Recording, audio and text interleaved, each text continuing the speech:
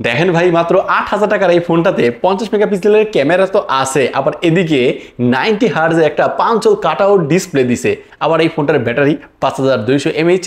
Gaming টেমিং এক্সপিরিয়েন্সটাও better করার জন্য কিন্তু এতে রয়েছে মিডিয়াটেকের হিলিও G81 এক্সট্রিম প্রসেসর। মানে আপনি টুকটাক গেমিংও কিন্তু এই ফোনটা দিয়ে করতে পারবেন। তবে এই ফোনটার দাম 8,000 টাকা। তো 8,000 টাকার এই ফোনটা আমি এবার কিনছি কিস্তিতে। দেখেন কত দিক থেকে কিভাবে ফায়দা নিছি। তো আসলেও 8,000 টাকার এই ফোনটা আমি কিভাবে পারচেজ করলাম, আর এই ফোনটা এখন আমি ইউজ করে কেমন এক্সপিরিয়েন্স পাচ্ছি, আদৌ কি এইটা 8,000 টাকার মতো একটা ভ্যালু ক্রিয়েট করতেছে কিনা, অবশ্যই তার চেয়ে বেশি ভ্যালু ক্রিয়েট করতেছে। তবে রিয়েল টাইমে আমরা এটা থেকে কেমন এক্সপিরিয়েন্স পাচ্ছি সেই পয়েন্টগুলো এই ভিডিওতে তুলে ধরবো। আর আপনারাও কিভাবে এই ফোনটা আমার মতো 8,000 টাকা দিয়ে কিস্তিতে পারচেস করতে পারেন যদি কিনতে চান, সেটাও জানাবো। তাহলে চলেন শুরু করা যাক। আচ্ছা, ভিডিওর প্রথমে যদি আমি বলি, এই ফোনটা অবশ্যই ওর্থ ইট। আপনি দেখেন 8,000 টাকার একটা ফোন থেকে আপনি কি কি এক্সপেক্ট করেন, বা 8,000 টাকা দিয়ে এখনকার সময় আসলে কি কোনো অ্যান্ড্রয়েড ফোন পাওয়া যায় ওই রকমভাবে? তবে দেখেন এটা একটা ব্র্যান্ডের ফোন, অবশ্যই এটা Motorola G04। দেখেন এই ফোনটাতে যে পেছনে 50 মেগাপিক্সেলের সেন্সরটা আছে, যেটা দিয়ে আমরা বেশ কিছু ছবি তুলেছি, এক এক করে আপনাদের স্ক্রিনে কয়েকটা ছবি দেখাই। তবে যে 50 মেগাপিক্সেলের সেন্সর পুরে দিছে বলে একদম আউটস্ট্যান্ডিং বা এক্সট্রা অর্ডিনারি পাবো, বিষয়টা এমন না। তবে যা দিছে ভাই, আমি বলবো যেহেতু ভাই বাজেটটাও বুঝতে হবে 8,000 টাকা, সেই বাদ বিচারে এইটার ক্যামেরার কোয়ালিটি বেশ ডিসেন্ট। সামনে আছে একইভাবে 8 মেগাপিক্সেলের একটা সেলফি ক্যামেরা। ও আর বললাম না, এর পাশাপাশি আরেকটা সেন্সর আছে, ওইটা যেহেতু দুধ ভাত, এই নিয়ে ওইটা নিয়ে আর কোনো কথা বলালাম না। বললাম সামনে যে কথা, এটা রয়েছে 8 মেগাপিক্সেলের সেলফি ক্যামেরা, যেটা থেকেও বেশ ভালোই আমরা এক্সপিরিয়েন্স পেয়েছি। ডাইনামিক রেঞ্জও দেখলাম এটার যে ফ্রন্ট ক্যামেরাটা আছে না, বেশ ভালো মতো কিন্তু হ্যান্ডেল করতে পারে, যেমনটা আপনি স্ক্রিনে দেখছেন। আচ্ছা, ক্যামেরার প্রসঙ্গ বাদ দিয়ে আগে এটার ডিজাইনটা নিয়ে তো কথা যেহেতু বলা হলো না, তাহলে এটার ডিজাইনটার প্রসঙ্গটা সেরে ফেলি। দেখেন এই ফোনটার পেছনের দিকে না আপনি ভেগান লেদার পাবেন, তো লেদারের একটা ফিল অবশ্যই পাওয়া যায়। সেই ক্ষেত্রে হাতে ধরলে মোটামুটি কিছুটা কমফোর্ট লাগে। আর এইটা যেহেতু মোটামুটি একটু বড় সড়ো, কিছুটা বাল্কি মনে হবে। এক হাতে অতটা কমফোর্টলি ইজিলি ইউজ করা যায় না। যাদের হাত আমার মতো বড় সড়ো, তারা হয়তো দেখা গেছে এক হাত দিয়ে হয়তো চালিয়ে নিতে পারবে, বাট যাদের হাত ছোট তাদের দুই হাতেই ফোনগুলো বেশিরভাগ ব্যবহার করতে হবে। ফোনটার নিচের অংশে রয়েছে টাইপ-সি পোর্ট, চার্জিং সিস্টেমের পাশাপাশি স্পিকার, এবং উপরের অংশে রয়েছে 3.5mm হেডফোন জ্যাক। তবে এখানে কিন্তু আপনি JBL এর সাউন্ড সিস্টেম পাচ্ছেন। এই ফোনটার আরও একটা বিশেষ পয়েন্ট যেটা আমি ভিডিওর প্রথমে বলতে ভুলে গেছি, সেইটা হচ্ছে এটা কিন্তু আপনি স্টেরিও স্পিকারের সাউন্ড পাবেন। মানে দেখেন ভাই, 8,000 টাকায় মানে যা যা দেওয়া পসিবল তার চেয়ে বেশি কিন্তু এই ফোনটাতে পড়ে দিয়েছে। হ্যাঁ, যখন আমি এই ফোনটা দিয়ে ভিডিওটি দেখতেছিলাম, স্পিকারের কোয়ালিটি একটু নাকা নাকা লাগতেছিল, আর একটু ভালো হতে পারতো, বাট হ্যাঁ যা দিছে তাই নিয়েও কিন্তু সন্তুষ্ট থাকা যায়। তো এই ফোনের ডিজাইনটাও মোটামুটি আমার কাছে ভালো লাগছে। ডিজাইনকে আমি যদি মার্ক দিই তাহলে দিব 10-এর জায়গায় 6, আমার কাছে এমনটাই মনে হলো। আপনি এটা ডিজাইনকে 10-এর জায়গায় কত দিবেন সেটা অবশ্যই চাইলে কিন্তু আমাকে জানাতে পারেন। আচ্ছা দেখেন, যদি ডিসপ্লে প্রসঙ্গে আসি, ফোনটাতে রয়েছে 6.67 ইঞ্চের একটা IPS LCD প্যানেল, এবং এটা 90 হার্টজের। যেহেতু 90 হার্টজ ভাই একদম স্মুথ ফিল বা 90 হার্টজের ফিলটা পেয়েছি। ইউএফএ টেস্ট করে দেখলাম মোটামুটি 90 হার্টজ পর্যন্ত কিন্তু এটা পুশ করতে পারতেছিল।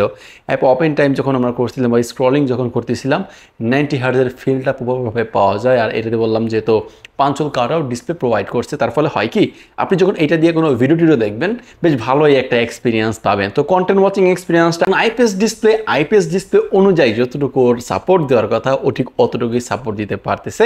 আচ্ছা, ভিডিওর মাঝখানে আমি এইটার ব্যাপারে বা কীভাবে কিনলাম যদি এই বিষয়গুলো শেয়ার করি। এই ফোনটা না ভাই, আমি যে বর্তমানে জানি, আমি বর্তমানে সৌদি আরবে অবস্থান করতেছি, আর এখানে কিন্তু কিস্তিতে ফোন পারচেস করা যায়। মানে আপনি একটা ফোন যদি পারচেস করতে চান 4 কিস্তিতে কিনতে পারবেন।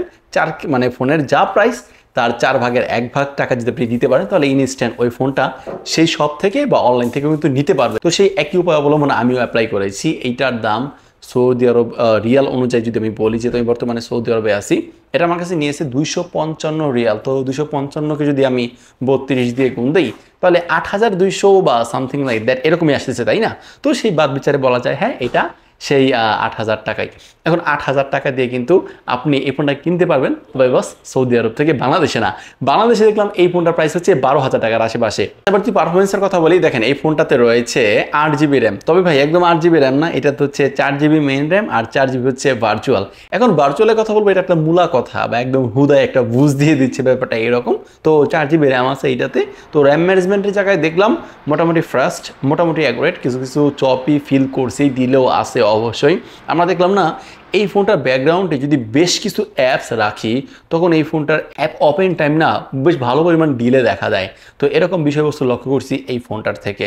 টুকিটাকি গেমিংয়ের জন্য এটা ঠিকঠাকই আছে, বাট ওই রকম গেমিং খেলার জন্য বা ফ্রি ফায়ারের কথা যদি বলি তবুও কিন্তু এই সকল ফোন এখনকার সময় সে রিকমেন্ডেড না। তবে ওই প্রাইসটাও বুঝতে হবে। পারফরমেন্সের জায়গায় যদি এটা মুদ্রা কথায় আসি, হ্যাঁ এইটা ডে টু ডে লাইফে নর্মাল ইউজের জন্য মোটামুটি ঠিকঠাক আছে। আচ্ছা, ব্যাটারি প্রসঙ্গে যদি আসি তাহলে বলবো দেখেন এই ফোনটাতে রয়েছে 5200 mAh এর ব্যাটারি। তবে আবার এটাকে কিন্তু 18 ওয়াটের একটা ফাস্ট চার্জার দিয়ে ফোনটা চার্জ দেওয়া যায় বা চার্জ করা যায়।